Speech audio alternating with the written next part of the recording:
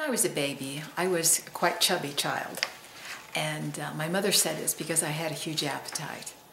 Well, that chubby baby turned into a chubby teenager and young adult, and it was a combination of disastrous things for me because I had a huge appetite, a natural huge appetite, still do to this day.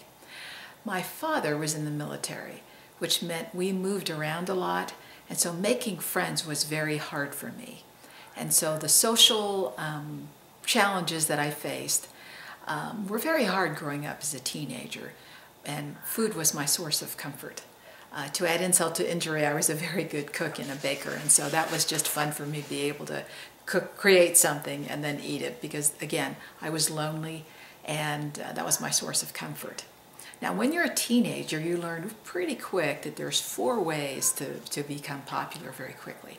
1 is that you're pretty, 1 is 2 that you're rich, 3 is that you're athletic, and 4 is that you're smart.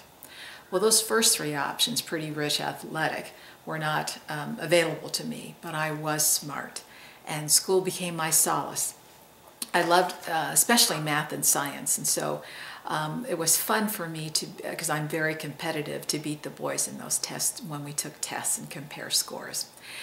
Now the problem with that is boys don't date fat girls, let alone smart fat girls. So I didn't date much at all in high school, didn't really do much even in college because of my weight. And to add insult to injury again, I was a smart fat girl.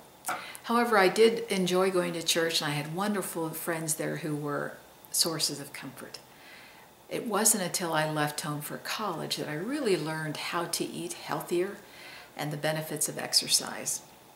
So through the years, I've learned how to control my eating, to eat healthy things, portion control, and also to exercise. In fact, my great stress reliever now is walking. Now, I don't stroll, I do a sort of a speed walking, but that gives me a lot of cardio and exercise and fresh air and just time to think. I also walked in a half marathon 2 years ago, which was quite a personal achievement for me. Not only because I finished, but I finished before the sweeper bus came by to pick up the slow people. Another challenge I had growing up was I was extremely shy. And so through the years I've been able to overcome my shyness and combine my love of math and science into a very fulfilling career. There have been numerous challenges along the way, and I've been blessed with this talent to persevere and to not let discouragement stop me from achieving my goals. It wasn't easy at the time, and I just really felt outside power helping me to persevere, along with advice from my family and friends. So I've learned also the importance of being true to myself and not to compromise. Again, going back to, I was a smart person growing up, and as a teenager I saw that certain girls would fake helplessness or help that they weren't very smart to get the attention of boys. So I did kind of consider that for a while, but then I realized that was stupid, and that was not going to last long with me because there would be this conflict within myself of trying to act like someone I wasn't, and so I didn't do that, and it's just not going to happen. Through the years, I've also been given opportunities and also support from mentors and friends that encouraged me to do the hard, scary things that I could never imagine I could be capable of doing. So I've grown in confidence and my capabilities, which has greatly helped my self-image. Now, my weight will always be a challenge for me, along with feeling good enough and being accepted, but I'm at a good place right now, is that I'm happy and I'm proud of what I've achieved.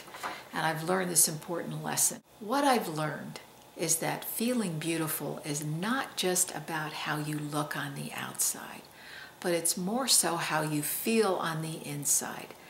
A sense of confidence, not that you know everything, because that's impossible, but that you're aware of what your strengths are, what your weaknesses are, that you're working on them, but that you have the confidence to try. And that confidence from the inside comes out on the outside is to a very self-assured, happy person. And that is the most attractive person that you can be. I hope this has helped.